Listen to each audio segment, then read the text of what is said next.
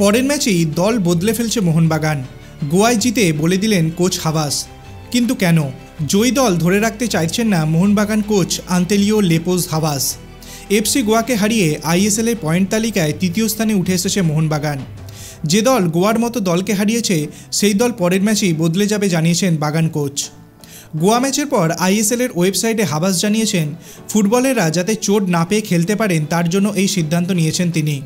Habas বলেছেন, আমাদের এখন প্রথম 11 নিয়ে ভাবতে হচ্ছে, কারণ এক সপ্তাহে আমাদের 3টি ম্যাচ খেলতে হচ্ছে, আমাদের অনেক সফর করতে হচ্ছে, বারবার যে আবহাওয়া তাপমাত্রার পরিবর্তন হচ্ছে সেটাও দেখতে হবে। পরের ম্যাচে হয়তো প্রথম 11য় 4-5টা বদল করতে হবে। চলতি সপ্তাহে 2টি ম্যাচ খেলেছে মোহনবাগান।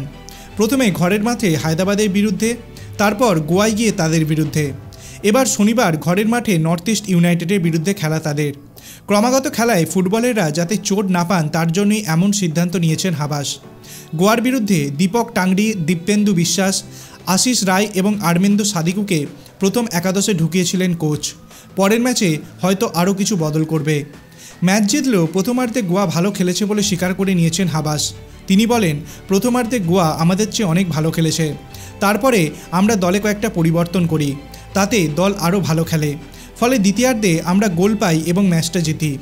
এই অর্ধে দল অনেক শৃঙ্খলাবদ্ধ ফুটবল খেলে এবং গোলের সুযোগও তৈরি করে।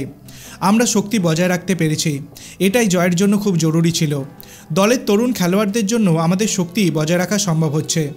চলতি মরশুমে প্রথম ম্যাচ হেরেছে গোয়া, পরপর 2টি ম্যাচ জিতে পয়েন্ট তালিকায় 3 নম্বরে উঠে এসেছে মোহনবাগান। গোয়ার বিরুদ্ধে জয় খুব দরকার ছিল বলে জানিয়েছেন হাবাস। তিনি বলেন, এই জয় খুবই দরকার ছিল, কারণ এফসি গোয়া 1 নম্বর দল, যাদের এখনও পর্যন্ত কেউ হারাতে পারেনি। তাছাড়া দলটা এখন ক্রমশ উন্নতি করতে শুরু করেছে। এখানে আমরা জেতার সম্ভাবনা নিয়ে এসেছিলাম, সম্প্রতি ওরা একটা ম্যাচও হারেনি, অবশেষে আমাদের কাছেই হারল। আপনার কি মনে হয় পরবর্তী ম্যাচে মোহনবাগান কি আবার জিততে পারবে? আপনার অভিমত আপনি কমেন্ট সেকশনে জানাতে পারেন। ভিডিওটি ভালো লাগলে লাইক করবেন, চ্যানেলটিকে সাবস্ক্রাইব করতে ভুলবেন না। ধন্যবাদ।